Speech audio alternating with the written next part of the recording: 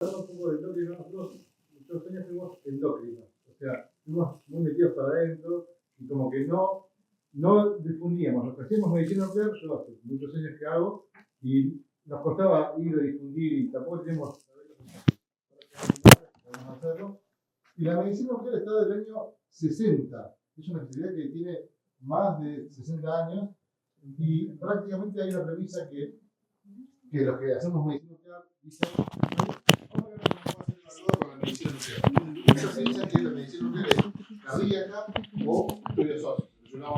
Y sin embargo tiene muchas aplicaciones, trabajamos con metabolismo, algunas con mejor eficiencia que la otra, pero la verdad que no se limita solamente a cardio y hueso.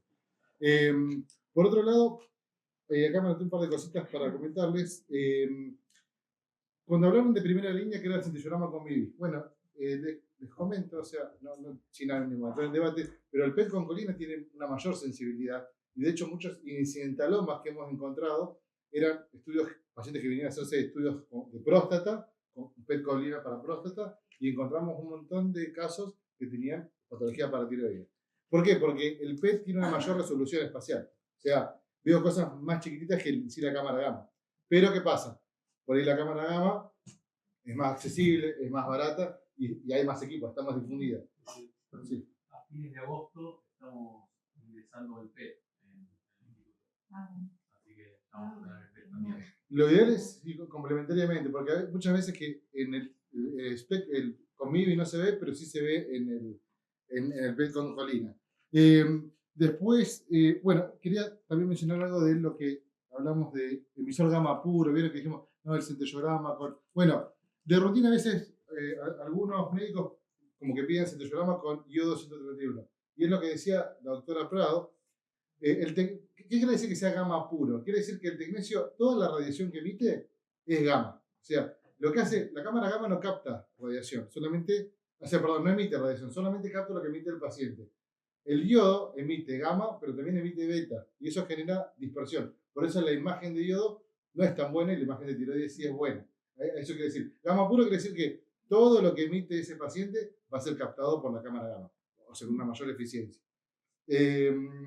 Después la medicina nuclear, como vimos acá, no es solamente una especialidad diagnóstica, sino que también es terapéutica. Podemos usar los mismos isótopos, por ejemplo, para hacer una curva y diagnosticar el grado de hipertiroidismo o hipotiroidismo que tiene un paciente, y aparte también después podemos, con una dosis mayor, pero de ese mismo isótopo, de yodo 131, hacer un tratamiento de eso, ¿no? Con todas las consideraciones que ya dijo la doctora. Y yo creo que nada más, hasta acá llegó mi mini presentación. Elo, ¿no? Sí, genial. Bueno, acá entonces vamos con la parte de la medicina nuclear para el hiperparatiroidismo, que como bien dijeron la primera charla, creo que Verónica, que no, o sea, el diagnóstico es bioquímico, ¿no? O sea, nosotros lo que vamos a hacer con la medicina nuclear es fundamentalmente poder localizar, ¿no? Nos llega el paciente para poder localizar dónde está esa paratiroides hiperfuncionante o ese adenoma paratiroideo o carcinoma, muy raro, pero me ha tocado ver carcinoma de paratiroideo con MIBI. Entonces, las imágenes con radionucleidos en paratiroides son importantes para la identificación de glándulas paratiroides hiperfuncionantes, tanto en el hiperparaprimario como en el secundario. La gamografía y el PET son los procedimientos altamente sensibles para la evaluación de la presencia, el número de glándulas paratiroides hiperfuncionantes, y tanto lo localizás en el lugar que corresponde a ortotópico o ectópicos, ¿no?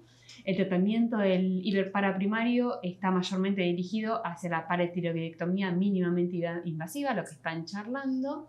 Entonces, por esto es la importancia de hacer una localización precisa de estas glándulas hiperfuncionantes.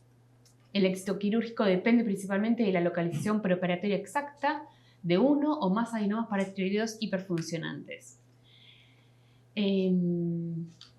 Por todo esto, para poder realizar esta paratiroidectomía mínimamente invasiva, es que requiere una localización precisa con la imagen, concordancia radiológica, claramente la ecografía con la gamografía con MIBI sería como lo lo más utilizado en la actualidad, ¿no? Claramente se nos viene, por suerte, el PET como tal vez pasando a primera línea de diagnóstico, pero bueno, por ahora se usa como una segunda línea. Como les contaba, con lo que es gammagrafía podemos detectar tanto las glándulas ortotópicas como ectópicas muy claramente, ¿no? Esa es la diferencia por ahí principal, que como decía Nicolás, con respecto a la ecografía, ¿no? La incidencia de glándulas ectópicas es el 16%, por esto el rastreo radionuclear es vital para ilustrar regiones inaccesibles a lo que sería la ecografía cervical. Esa es la principal diferencia, ¿sí? Bueno, ahí tenemos todos los lugares donde podemos encontrar glándulas paratiroides ectópicas. Las inferiores generalmente van a ser la más común, que sean intratímicas, y las paratiroides superiores en el trayecto de lo que sería el esófago. Es lo más común. Y otra de las cuestiones que también puede suceder es que tengamos glándulas supernumerarias. Menos frecuentes, entre el 3 al 13% de la población tienen más de 4 glándulas, pero también podría suceder.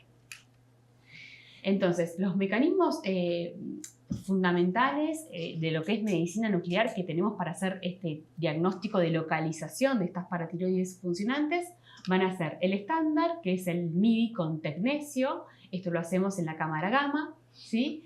Fundamentalmente, ¿por qué? Porque las paratiroides tienen células oxífilas que tienen alta cantidad de mitocondrias. Y esto es, como vimos hoy, el MIBI tiene una acumulación irreversible dentro de las mitocondrias y queda acumulado el MIBI en estas mitocondrias y nos permite ver en la imagen. Y tiene un lavado diferencial con el tejido, ya sea paratiroideo sano, como con el tejido tiroideo, porque el tejido tiroideo también capta MIBI, pero se lava más rápidamente. Entonces, esto es lo que nos permite realizar el diagnóstico cuando hacemos, ya vamos a ver, imágenes en tempranas y tardías, ¿no? En 2 tiempos. Y bueno, y lo nuevo, lo que se viene para la localización va a ser el PET con flúor 18, fluorcolina. La colina es un marcador de proliferación celular, ¿sí? Claramente forma parte del fosfolípido, ¿no? De la fosfatidilcolina, y cuando hay un recambio celular rápido, como se supone está en estas hiperplasias o en estos adenomas, se sobreexpresa esta colina quinasa y nos permite visualizarla en la imagen con PET. Entonces, el kit de herramientas de primera línea, como ya lo dijeron, va a ser la ecografía cervical junto con el MIBI con SPECT-TC. Esto me parece importante remarcarlo. ¿Por qué? Si podemos tener una cámara gamma que nos permita hacer SPECT es la tomografía por emisión de fotón simple, ¿no? Pero nos permite hacer una reconstrucción en 3 dimensiones, ¿sí? En 3 planos, coronal, axial y sagital. Y si lo fusionamos con la tomografía computada, o sea, hacemos una modalidad híbrida, como sería el PET, esto nos permite dar la localización anatómica clarísima de estas glándulas hiperfuncionantes y les sirve muchísimo a los cirujanos, supongo esto, ¿no? Claramente a los cirujanos es una gran herramienta. Entonces, la combinación de la ecografía cervical con el MIBI, como ya dijeron, aumenta la sensibilidad de la localización de estas glándulas hiperfuncionantes y se complementan muy bien. Fundamentalmente el MIBI para lo que son las glándulas ectópicas aumenta muchísimo la sensibilidad. Tal vez un poco la limitante sería la enfermedad multiglandular, que es más sensible, supuestamente, según estudios actuales, es más sensible el PET para la detección de glándulas de paratiroides hiperplásicas, ¿no? El hiperparasecundario. Bien, el procedimiento de imágenes preoperatorias actualmente más difundido es la combinación del centello MIBI con ecografía cervical, produciendo una sensibilidad del 81 al 95%, ¿sí? Está la suma de estos 2 métodos, que es principalmente aportada por la centellografía. Esto es lo que decía la guía, pero bueno, creo que las 2 se suman.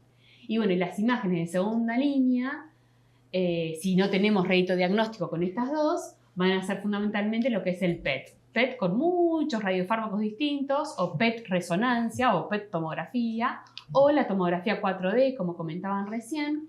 Pero bueno, de todo esto creo que lo importante es rescatar que el PET con fluorcolina es un potencial método de primera línea alternativo. siempre que sea posible, ¿no? Que exista en el medio en el que trabajamos. Es una técnica efectiva, incluso en pacientes con hallazgos negativos o equívocos en las imágenes estándar de MIBI y ecografía, ¿no?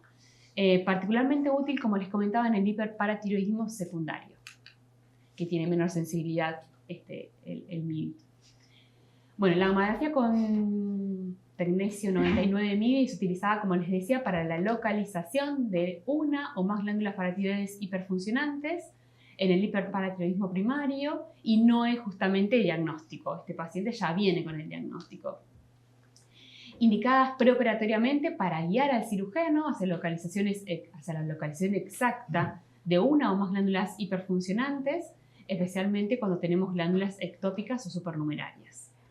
Y la identificación de glándulas hiperfuncionantes puede ser apoyada por una sonda gamma o un gamma probe durante la cirugía, especialmente en pacientes que fueron sometidos previamente a tratamientos quirúrgicos, cuando ya tienen que reoperar, ¿no? Cuando son pacientes que ya tienen una segunda cirugía, que es más difícil localizar, ¿no? Ya hay un terreno que está anatómicamente alterado, sería ideal poder hacer una cirugía radioguiada, ¿no? Poder inyectar MIBI y hacerlo con una sonda. No sé si alguien tiene experiencia en esto o hablaron algo, comentaron. Sí, lo que yo comentaba, que yo tengo el Gamma Pro y la experiencia no fue satisfactoria. No, mira, no, bien, mira. Publicamos un trabajo en el Hospital de Clínicas en el cual no pudimos tener resultados significativamente estadísticos. Bien. Tuvimos muchos, era muy difícil hacer la línea de corte entre una glándula sana y una glándula patológica. Bien. Y tuvimos muchos falsos positivos. Mira. Entonces no por lo cual lo dejamos de hacer y nos guiamos por la cirugía guiada por fluorescencia. Bien, bien. Bueno, esto la cirugía es lo que... por fluorescencia busca, sí. Bueno, va en contra, pero busca reducir los costos. Claro. De medicina nuclear, claro, gama, sí, eso es verdad. Comprar el Gamma Pro, bien. A ver, no sé, supongo hay diferentes protocolos, ¿no? A ver cuánto tiempo de lavado le dieron a esas glándulas, ¿no? Para reducir ese número de falsos positivos, ¿no? Ver qué tiempo... Claro, yo creo que... A ver, yo no tengo experiencia en cirugía radioguiada para tiroides, así que no puedo hablar de la experiencia. Esto está en la guía europea, todo esto que estoy contando. Sí tengo experiencia un montón en hacer MIBI para tiroides y colina, ¿no? Lo que pienso es que es muy importante, si querés estas estructuras que son tan chicas, es hacerla en el tiempo justo en el que capte, o esté ávida la glándula que está hiperfuncionante y no las que son normales, ¿no? Es importante tomar el tiempo en el que se produjo el lavado de la tiroides y de las paratiroides normales y que el adenoma funcionante esté captante. O sea, me parece que sería importante.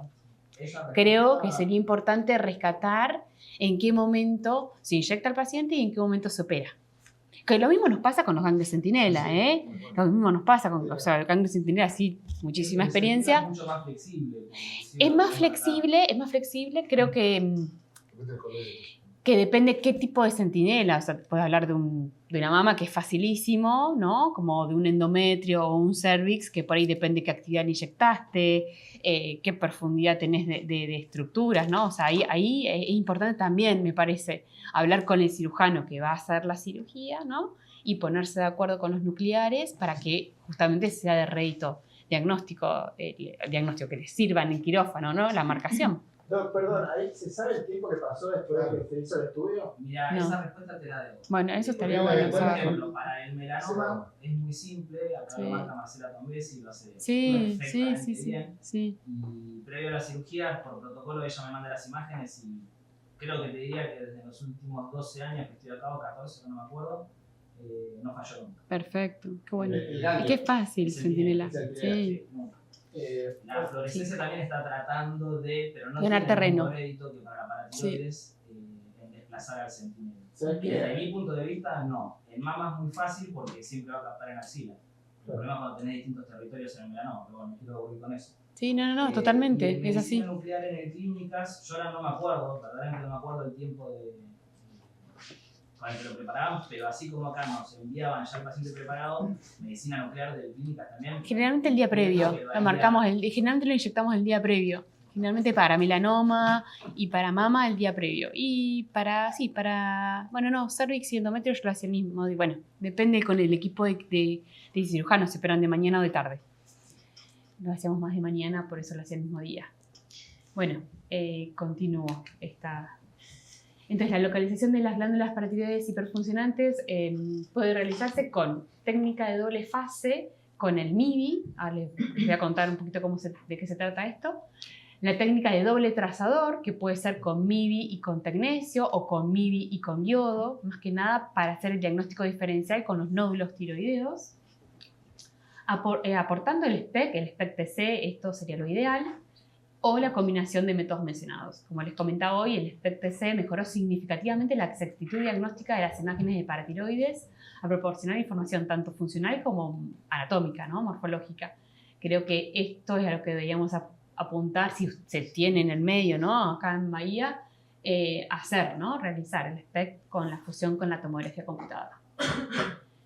Nosotros lo que hacemos, sí. Nosotros lo que hacemos es fusionar las imágenes de PET con el tomógrafo 128, no con un tomógrafo de 4 cortes. Ahora, si querés, ¿cómo terminamos? O de 0 cortes. Llegamos, porque está lo tuyo también acá. Si querés llegar hasta la primera imagen, que es un detector, un flash panel que gira rápido alrededor del paciente y hace como una pseudo imagen de tomografía. Eso no es un SPECT-CT, o sea, eso es una localización anatómica. A través de inteligencia artificial fusionamos las imágenes que se saca el paciente, que se ha hecho una tomografía, las fusionamos con las imágenes de PET. Justo es la que sigue ahora. Bueno, después viene la primera. Dale. Tanto acá como afuera, es mandatorio para tiroides contar con imágenes de SPECT. No se discute. ¿Sabes cómo va? No. Perdón, un segundo, un detalle técnico. Que tuvimos un problema con el PowerPoint que preparamos. ¿Te ayudo? Ahí está. A ver. ¿Me ayuda? Ahí está. Perdón, que justo no se cargaron unas cosas en las que estaba la doctora. Ahí voy acá, ¿no? Presentación. Sí, Ay, ya. Me escapa el pero. sí, bueno, No sé. esta cosa es como que viste que quería un... Sí, bonita. Bien, bueno, ¿quieren que continúe? Sí. Así no se hace. O sea, quedo un poco con una ventana, en su caso con el doctor. La paratiroides tiene una ventana muy compleja a veces para enganchar justo, porque a veces yo tengo tejido tiroide todavía, o tejido paratiroide normal, y después, pero si me paso el tiempo, ya se me lava todo, se me lava el normal y el patológico. Entonces, es una ventana muy compleja a veces para. No es como flexible como el coloide que se usa para la creación de ganglios linfáticos. El ZMIBI no es tan flexible en ese aspecto del tiempo, porque yo tengo que hacer la ventana. Por eso ahí, como dice la doctora por ahí, el problema está en que no se acotó bien esa ventana o no se pudo terminar bien esa ventana. No, era una pregunta, no, para saber. Pero la verdad que no tengo experiencia en la radio guiada para tiroides, ¿eh? Pero bueno, sí, está bueno para saber. Puede ser eso. Sí. Bueno, les comento entonces cómo sería la técnica de doble fase. No sé si, por ahí, yo supongo que ustedes saben, ¿no? Cuando reciben los informes, por ahí imágenes tempranas, imágenes tardías. Bueno, genial, es esto. La técnica de doble fase, porque se hace una imagen inicial, post-inyección, ¿no? De MIBI, tecnesio, a los 10 a 15 minutos, y una segunda fase entre los 90 a 150 minutos, generalmente a las 2 horas, sería la segunda imagen, 2 a 3 horas. ¿Por qué? Porque hay una diferencia en la velocidad de lavado del radiofármaco del MIBI, tanto del tejido tiroideo como del paratiroideo hiperfuncionante, ¿no? Como les contaba hoy. Entonces, la persistencia de actividad focal en las imágenes tardías sugiere tejido paratiroideo hiperfuncionante, ¿sí? En esto nos basamos para decir, ¿es sugestivo de tejido paratiroideo o no? Sin embargo, siempre hay un sin embargo, pero algunas lesiones muestran lavado rápido y no pueden visualizarse en imágenes tardías, ¿sí? Eso también existe. Por esta razón, imágenes exclusivamente tardías pueden resultar en falsos negativos. Por eso es importante realizar siempre las tempranas y tal vez hacer un mismatch con las de tiroides, ¿sí? En ese caso. Porque yo tengo una imagen temprana que tengo captación focal, se me lava todo en la tardía, puedo pensar que es un nódulo tiroideo, ¿no? Pero le hago una imagen de tiroides y no tengo nódulo tiroideo, entonces, bueno, puede ser que sea una paratiroides con lavado rápido. y no me anda. Sí. Hay que cambiar el USB del puntero. Que estaba en la- Claro. ¿El verde? Sí. ¿Cuánto tiempo recomendás la tardía? La tardía a mí me gusta más a las 3 horas. Me aseguro de que tenga un buen lavado de la tiroides y de la paratiroides. 2 horas y media a 3 me parece excelente, porque ahí verdaderamente ya la tiroides deja de molestar, digamos. A ver, ¿sigo? A ver. Sí. Genial. Perfecto. Bueno, estas son imágenes, una gamografía con MIB tecnesio, imágenes planares, ¿sí? Imágenes tempranas, está mal tempranas porque son 30 minutos, un poco más tardías, 30 minutos, pero bueno. Y vemos que tenemos lóbulo tiroideo derecho, bueno, el lóbulo tiroideo derecho, y una imagen polar inferior, por debajo del polo inferior derecho, bien focal, ¿no? Con una buena captación. Y en las imágenes tardías, 2 horas, pero prácticamente la misma. O sea, se produce un poco de lavado del lóbulo tiroideo, es verdad, y mantiene el foco que está por debajo del polo inferior del lóbulo derecho. A este paciente se le hace un SPECT, sí, esto es lo que yo les comentaba, ¿no? Las imágenes, estos son axiales, coronales y sagitales, ¿sí? Y focalizamos clarita esta imagen por debajo del polo inferior del lóbulo tiroideo derecho, que mantiene la captación. Este es un SPECT tardío, esto bueno, fue informado como sugestivo de adenoma paratiroideo. Este es otro paciente, imágenes tempranas y esta imagen es más tardía. No, sí, esta es una imagen tardía. Sí. Y acá tengo el SPECT. Perfecto. Acá a esto se puso un plomito a nivel del esternón para ver si esta imagen, como no tenemos reparo anatómico, para ver si esta imagen era intratorácica o no. Está por arriba de la horquilla esternal. Bueno, es una paratiroides igual que está un poco descendida, ¿no? Está un poco baja para lo que debería ser lo normal. Y clarito en el SPECT tardío, como verán, se produce bastante lavado de la tiroides y mantiene el foco captante paratiroideo inferior izquierdo. Tiene una buena perfusión miocardial. Sí, como vemos acá la captación del miocardio. Uy, esta está un poco oscura, pero bueno. Imágenes tempranas a los 15 minutos imágenes tempranas, imagen tardía a las 2 horas hizo en este caso. Vemos cómo tenemos captación de tiroides y de la paratiroides ectópica en mediastino. Ahora vamos a ver el SPECT, que seguro es intratímica, ¿no? Y cómo se produce el lavado de la tiroides y la persistencia de la paratiroides en la tardía. Bueno, está muy quemado en realidad para poder ver la ectopía, porque si yo no lo quemo la imagen, toda esta imagen, no puedo ver la paratiroides ectópica en los distintos cortes, ¿sí? Axial, coronal y sagital, ¿sí? Marcando la paratiroides ectópica. Bien, el timo se ve ahí, ¿no? Sí. Está bien anterior, tal cual, mediastino anterior, sí. Región tímica. Región tímica, claramente, si acá, como les decía, si tengo la fusión con la TCE, estamos facilísimo. Sí, sería ideal. Bueno, después tenemos la técnica de doble trazador, que cuando la hacemos,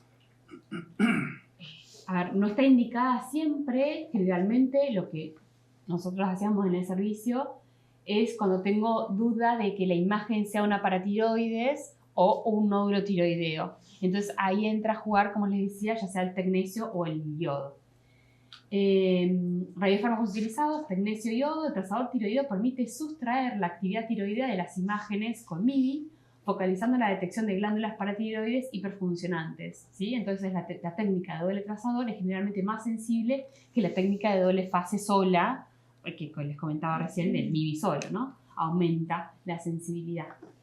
Entonces podemos utilizar MIDI menos captación tiroidea y nos quedamos con la sustracción que claramente nos va a mostrar los lugares donde son paratiroides hiperfuncionantes, ¿no? Entonces el MIDI capta tiroides y paratiroides combinando con tecnesio 99 o con iodo 123, en realidad 131 lo que tenemos en ahora acá en el país. Capta solo tiroides, entonces ahí podemos hacer el mix match, como les decía, y nos queda la imagen de paratiroides. En este caso tenemos MIBI, imágenes tempranas a los 15 minutos, siempre se le hace una panorámica y una focalizada, ¿no? Por eso tenemos 2 imágenes planares. Después, MIBI tardía a las 2 horas o 3 horas, como les comentaba, panorámica, focalizada, y acá tengo el tecnecio, ¿sí? Acá le pusimos también el kilómetro a nivel de la horquilla external para localizar, y vemos que en lo que es tecnecio, lo que es tiroides, el paciente tiene un solo lóbulo tiroideo, porque no funcionante, hay un solo lóbulo, debe haber tenido una tiroidectomía, tenemos lóbulo tiroideo izquierdo presente, y tenemos esta imagen focal por debajo de lo que sería el polo inferior del lóbulo tiroideo derecho, que no lo tenemos aparentemente, pero tenemos este foco captante, ¿no? Que persiste en las imágenes tardías y que no aparece con el tecnecio, ¿sí? Entonces esto claramente es una paratiroides hiperfuncionante. Y bueno, y acá me quedé solamente corté la imagen, perdón, tenía las sagitales y las axiales, pero bueno, no sé por qué, se me perdió la imagen, la corté mal, pero este es el coronal del paciente en el STEP tardío. Otro paciente, un MIBI imágenes tempranas, imágenes tardías y imagen de tecnecio, ¿sí? Tenemos que capta prácticamente todo el lóbulo, acá parecería que fuera todo el lóbulo, ambos lóbulos tiroideos a predominio del lóbulo izquierdo, ¿no? Como mucha captación tienen el MIBI y que persisten las tardías, ¿no? Y acá tengo el tecnecio que tiene captación en los 2 lóbulos. Difícil este paciente, difícil. Sí, ¿qué haces ahí? Difícil. Bueno, en el STEC tardío, lo que vemos es que tiene una imagen más focal en lo que es el lóbulo izquierdo, pero en la parte más superior, ¿ven? Como si fuera más el polar superior, y persistente en el tiempo. Entonces, uno interpreta como probable o posible paratiroides hiperfuncionante superior izquierda. Eso a las 3 horas está A las 3 horas, este es el STEC. Sí. Este es otro paciente. Este es un hiperpara secundario. Fíjense que tiene hueso. Es un MIBI, perdón, y también está captando el hueso. ¿Por qué me capta hueso? Porque tiene una insuficiencia renal. Y estaban perdidos, porque tenía un hiperpara súper descontrolado y no encontraban nada. Y bueno, le hicimos el MIBI y tiene una imagen por debajo del polo inferior del lóbulo tiroideo derecho, y también tiene una otra imagen en el polo superior del izquierdo, ¿sí? Entonces este fue una hiperplasia paratiroidea. Dos foquitos tenía. Bueno, este es un caso de revista, ya este no es mío. Pero bueno, estaba bueno porque también muestra el doble isótopo. MIBI, en este caso, lo combinan con yodo en un paciente con hiperpara primario y adenoma doble, ¿sí? En la fila superior vemos el MIBI, ¿sí? Panorámica, focalizada, por acá aparece un pinhole. Después se le hace tecnecio, esto debería ser tecnecio, yodo en este caso. Y después la imagen de sustracción, ven cómo el ROI delimita, ¿no? Y acá está esta imagen que está tanto por arriba como por abajo, terminan siendo las paratiroides hiperfuncionantes en la sustracción. Bueno, y acá en este caso se hizo la fusión con la tomografía, ¿no? Entonces, las imágenes fusionadas STEC-TC deben revisarse fundamentalmente, claro, en los 3 planos, axial, coronal y sagital, y permite también evaluar las relaciones anatómicas de estas glándulas hiperfuncionantes con lo que es la tiroides, con la tráquea, con el esófago, vasos cervicales y mediastino. Entonces la tomografía también ayuda a diferenciar ganglios linfáticos, nódulos tiroideos, otras estructuras anatómicas de glándulas paratiroides hiperfuncionantes. Bueno, y dentro de lo que sería el PET-TC con flúor 18 colina, que sería el otro método que tenemos, por suerte, disponible próximamente, se está utilizando cada vez más. En la actualidad se lo deja para cuando tenemos un MIBI equívoco, que no nos arroja un resultado positivo o no es concluyente, ¿no? Esa sería la indicación en la actualidad. Creo que esto va a invertirse, tal vez que el fluorocolina en un futuro pasa a ser de primera línea, ¿no? Como les dije, es un marcador de proliferación celular. Se realizan imágenes tempranas a los 5 a 20 minutos. Estos protocolos son variados, ¿eh?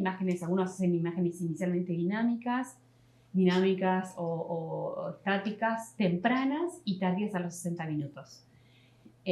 Como les dije, la indicación actual es en pacientes que tengan MIBI negativo o no concluyente y para aquellos prequirúrgicos que quieran realizar doble método, ¿no? MIBI y PET. Con tasas de detección que exceden el 90%, tiene una alta sensibilidad.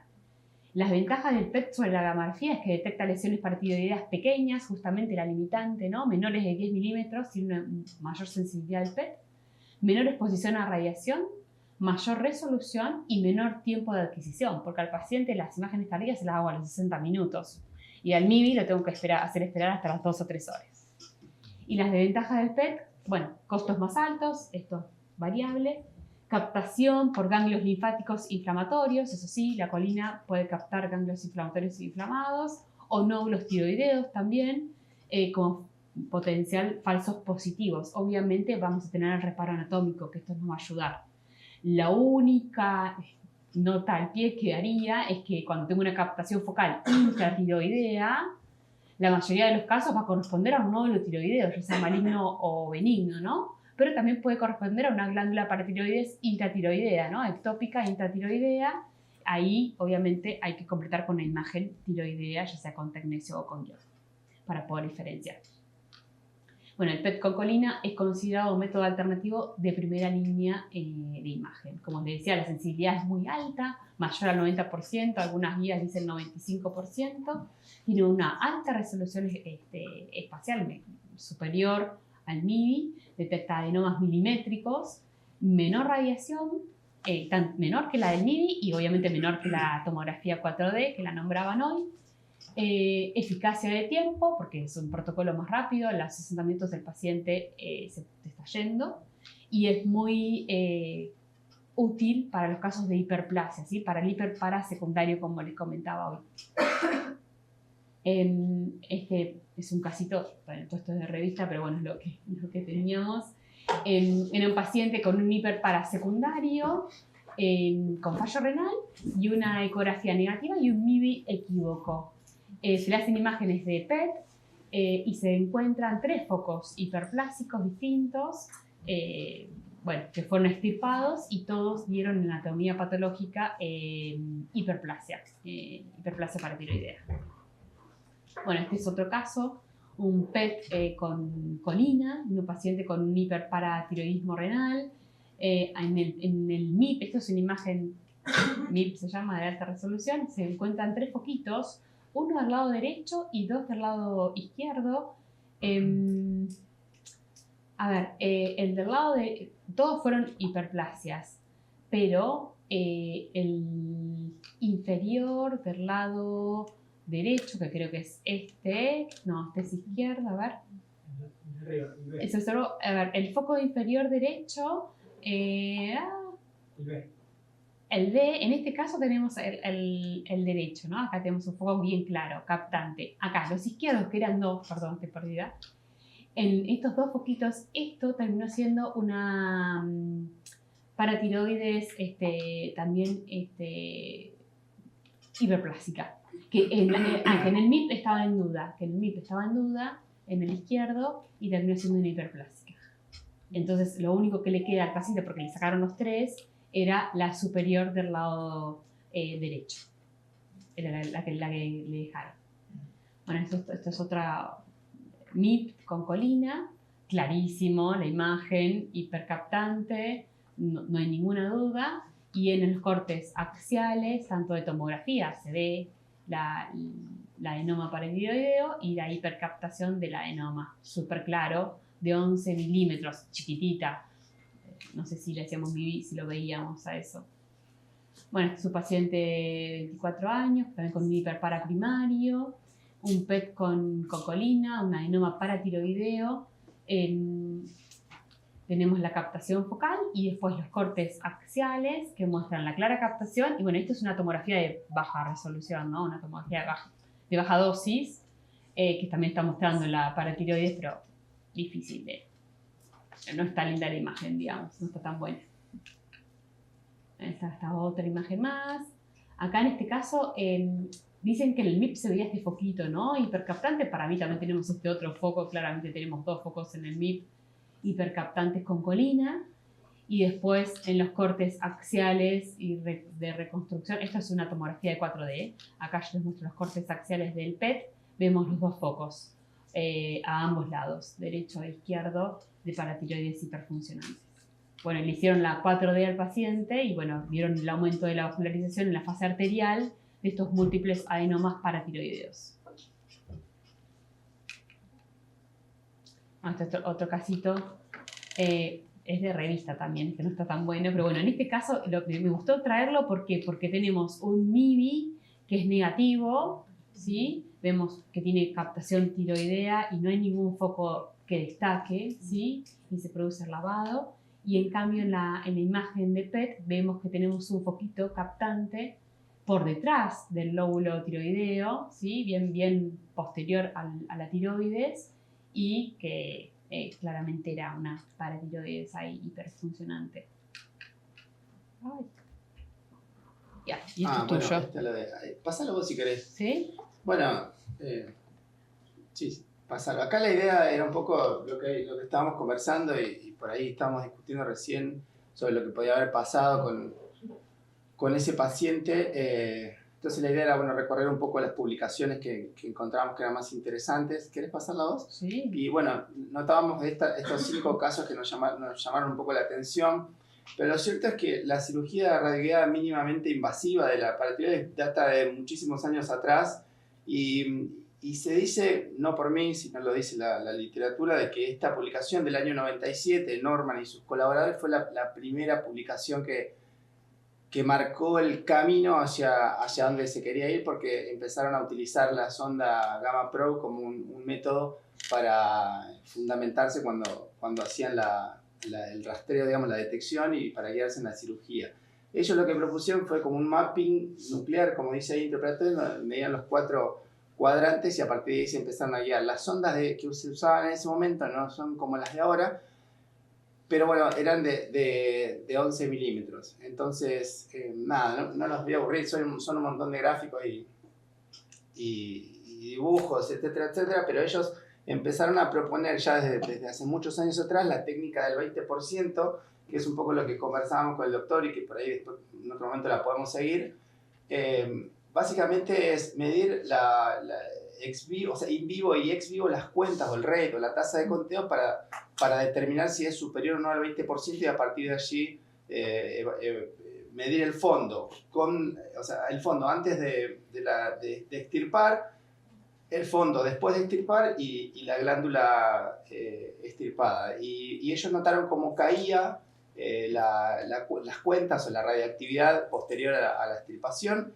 Si querés vamos rápido para no hablar de todos estos datos. Bueno, un poco la definición de lo que es una sonda Gamma Probe, que probablemente, bueno, alguno por ahí ya la conozca, no sé, tal vez para los estudiantes o alguien que no tenga una idea de cómo es. Básicamente es un detector de radiación. Nosotros estábamos hablando de que nuestro método en medicina nuclear se fundamenta en la detección de la radiación. Nosotros tenemos en medicina nuclear formas de estudios con imágenes y sin imágenes. Si bien utilizar un detector de radiación sin imagen, digamos, no es considerado como un estudio en sí, muchos elementos, instrumentos de detección de radiación forman parte de los estudios que nosotros hacemos. Básicamente nosotros nos fundamentamos en detectar con distintos instrumentos la cantidad de radiación que viene del paciente de una determinada área, ¿no? Para este caso, como estamos hablando del Cestamib, de la colina, etcétera, etcétera, son radioisótopos que se le administran al paciente. Pero bueno, para resumirlo, la sonda Gamma Probe es como un lápiz que tiene un cristal de centelleo, tiene como una forma de lápiz y que al ser un foco tan puntual, tan pequeñito de milímetros, permite captar fuentes muy, muy chiquititas y puntuales y a partir de ahí cuantificarlas y en base a eso continuar con el objetivo. Vamos a la otra rápido. Esta gente, a ver si veo bien, son los del año 2000. Ellos siguieron avanzando con la paratiroidectomía radioguiada mínimamente invasiva y ellos, si no leo mal, estudiaron 20 pacientes, uy, ya no veo nada, 20 pacientes, 20 y 20, ¿no? 20 pacientes. Claro, porque ¿qué era lo que pasaba antes? Antes hacía la cirugía exploratoria, que por supuesto era como el doctor también, además de un campo grande y lo que se determinaba con el tiempo y demás, y ellos estudiaron acá cuánto se reducía utilizando la cirugía mínimamente invasiva radioguiada con la sonda de GammaPro, los tiempos cómo bajaban posteriores digamos, a la cirugía, los costos que se abarataban y terminan concluyendo que el uso de la sonda GammaPro baja no solo los costos, sino los tiempos de recuperación, el tiempo en el que detectan la glándula que van a extirpar. Ellos hablan en esta publicación de más o menos 19 minutos, están encontrando cuando por ahí les llevaba más tiempo. Si bien es una publicación del 2000, es la que continúa a la que se conoce como la publicación madre de todas las que vinieron después. Nos parecía también importante. La tercera es del 2023 y empezaban a hablar de que la cirugía radioguiada de la paratiroidectomía funcionaba tanto para hiperplasia como para adenomas. Entonces hicieron un cuadro esquemático, yo se los resumo así muy rápido. Este cuadro esquemático determina y pone un umbral a partir de qué porcentaje de captación hacia arriba funcionaba. Lo concluyente de todo esto, y que por eso me gustó la charla que tuvimos hoy con el doctor, es que todos encuentran el 100% de las glándulas utilizando GammaPro y todos destacan el uso de la sonda GammaPro como para apoyarse y para destacar. Ellos reconfirmaron la técnica del 20%, que es la que figura allá arriba. Quedó medio chiquito, ¿no? Que no se alcanza a leer. ¿Qué es midiendo? Sí, no sé si lo van a ver, yo no veo nada, pero esta parte de acá, todos lo que hicieron fue inyectar una dosis de 10 milicuries. Muchos médicos tenían o sea, era el mismo médico que estudiaban muchos pacientes, ese mismo médico, y empezaban a estudiar si lo que tenía que ver, lo que inyectaban, lo que discutíamos hoy, la cantidad de actividad inyectada. Ellos ponían 10 milicuries y el tiempo posterior a la administración de la dosis, porque claramente la actividad va a caer a medida que pasa el tiempo al ser radiactivo. Entonces ellos fijaron el trabajo de esta manera y digamos, hicieron un estudio, no sé cómo decirlo, pero un estudio muy, muy medible desde este punto.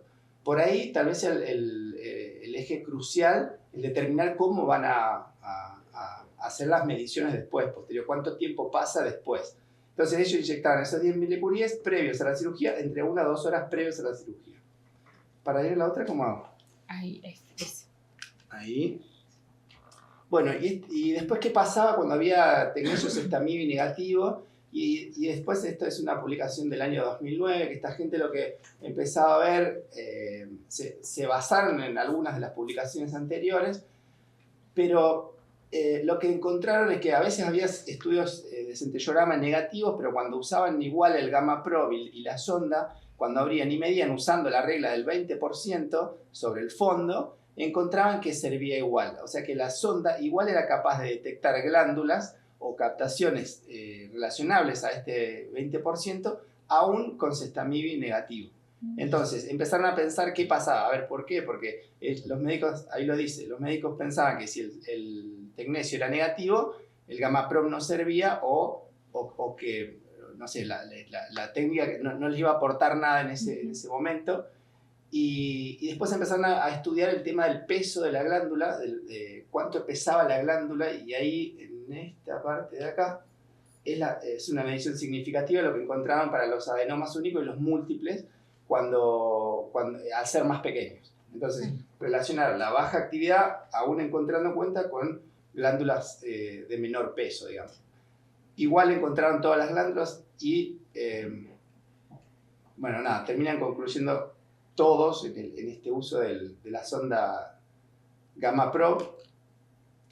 Y creo que esta es la última, bueno, donde ya se introduce la fusión de las imágenes, como decía la doctora recién y como se venía conversando, cómo aporta y cómo termina sumando más. Esto es del 2016. Ya recuerden que a nosotros los nucleares la fusión de imágenes data, por lo menos en Argentina, más o menos de esa época, 2015, 2014, 2015.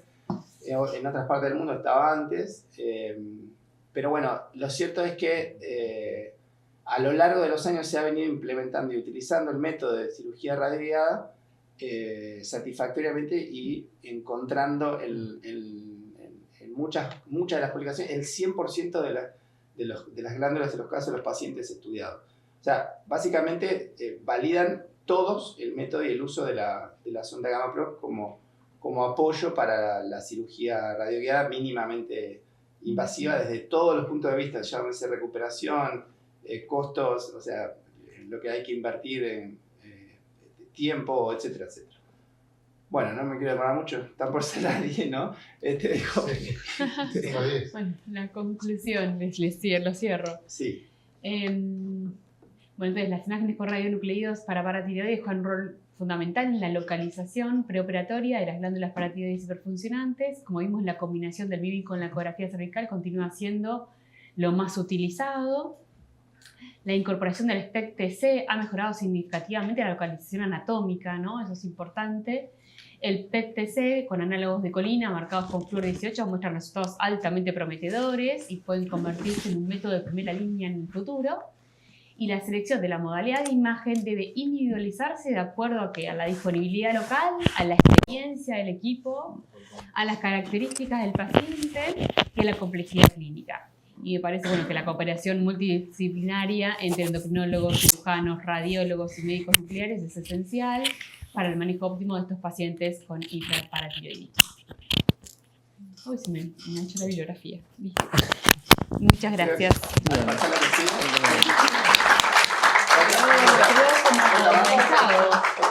Para adelante. No, que queríamos mostrarles, a ver si estamos. Que todo el equipo de medicina nuclear, ahí está, ahora sí. Ahí está un poco chiquito, pero bueno, ahí estamos presentes todos el equipo de medicina nuclear. De ahí están ustedes. Ahí estamos nosotros. Bueno, muchas gracias. Estas técnicas, para cerrar lo último que me ocurre ahora, estas técnicas requieren de mucha experiencia de quien las realiza, como la marcación de ganglios. No digo que seamos los super de experiencia, pero digo que en líneas generales, sin poner nombres ni nada, pero la verdad que estas técnicas son muy, a veces específicas y va mucho en la experiencia de cuántos casos uno haya hecho y demás. O sea, bueno, lo que está tratando de innovar ahora es justamente armar un equipo que por ahí esté a la altura de estos procedimientos y poder hacerlo bien, ¿no? Una pregunta más. Sí, yo quería hacer un comentario y una pregunta.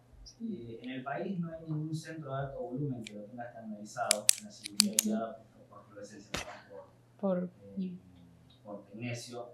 Y a nivel mundial no hay trabajos ni congresos que se hable de centros serios que se dediquen a hacer por la baja tasa que tuvo y los altos falsos positivos. Sobre todo también cuando se contamina el lecho tiroideo, cuando hablamos de tiroides. Y lo segundo que quería consultar es por qué se menciona una reducción de gastos, en qué se basa si el uso de medicina nuclear, que es espectacular para muchísimas cosas, es caro, y cómo reduciría el gasto de una cirugía que dura el mismo tiempo y la recuperación es la misma. Claro, esa publicación fundamental, bueno, es norteamericana, pero ellos hablan de los gastos que es de la internación. En la recuperación, los pacientes lo operaban en esa recuperación y dicen que a las 5 horas el paciente ya no estaba más, con lo que gastarían después teniéndolo al paciente posterior, digamos. Es lo que dice la publicación. El alta del mismo día, sí, pero el alta del mismo día no está vinculado con el método con el que se marca el paciente. Claro. Se puede hacer lo que se llama cirugía ambulatoria para tiroides, que cuando es bien precisa con la ecografía y con el Z-MIBI, el paciente se puede atender. Ahora, el que uno llega a llenar un vacío espectacular, que es el gran problema que teníamos cuando no hay captación, cuando hay discordancia entre los dos, totalmente. un gran dolor de cabeza. Y usted para eso, por suerte. Porque a veces puede pasar que en la imagen no se ve, pero la sonda sí.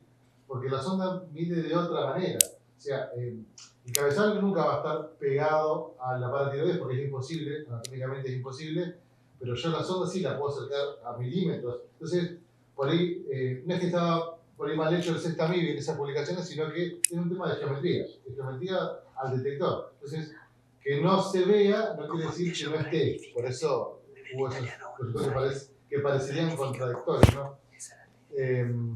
Pero bueno. Sí, que el PET, Colina fue y el PET, sí, la verdad que lo encuentra siempre. Sí. No cuenta así. Incluso nosotros hemos hecho estudios para próstata con colina antes de hacer PSMA y encontramos varios. Sí. Sí, varios adenomas, la verdad que sí. Tienen una mejor resolución. Sí. Por ahí será cuestión de ver qué experiencia vamos a empezar a tener. Yo el PROB lo tengo acá. Sí, claro, sería bueno probar. ¿El PROB se detecta para el flúor también? No, para lo que es fluorescencia se usa No, pero para los radioisótopos de PET. Flúor 18. Flúor 18. No lo sé, tendría que hablar con la gente de Nuclear Lab, que son los que lo desarrollan. Ah, es el gris, el plateadito de Nuclear Lab con la cajita. Color plateada. Sí. Por ahí, lo que tiene bueno algunas ondas gamma PROB es que detectan los isótopos en el rango de energía del espectro de los isótopos del flúor, para la colina, por ejemplo, o otra cosa.